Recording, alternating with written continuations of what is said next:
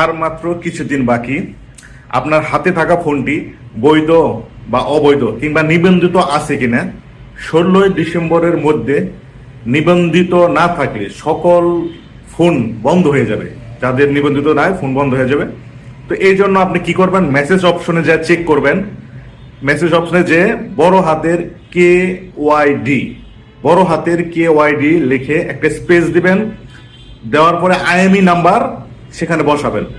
IMEI number বসানোর পরে আপনি কি করবেন, সেন্ড করবেন, মানে একটা মেসেজ পাঠাবেন। কোন নাম্বারে সেন্ড করবেন? 16002 এই নাম্বারে সেন্ড করলে আপনার মোবাইল বৈধ না অবৈধ নিবন্ধিত আছে কিনা সেটার একটা মেসেজ আসবে। আর যারা IMEI নাম্বার জানেন না তারা কি করবেন, *#06# এটা দিলে আপনি IMEI নাম্বার পাবেন। আপনার ফোন থেকে ডায়াল অপশনে *#06# এটা দিলে আপনার IMEI নাম্বার আসবে।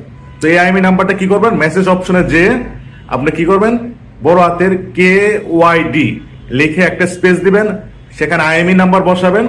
এই IMEI নাম্বারটা কি করবেন, আপনি 16002 নাম্বারে সেন্ড করবেন। তাহলে আপনার একটা মেসেজ আসবে আপনার ফোন বৈধ না অবৈধ। তো এটার জন্য সরকার 16 তারিখ পর্যন্ত একটা নির্দিষ্ট ডেট দিয়ে দিয়েছে। এরপরে অনিবন্ধিত ফোন সব বন্ধ হয়ে যাবে।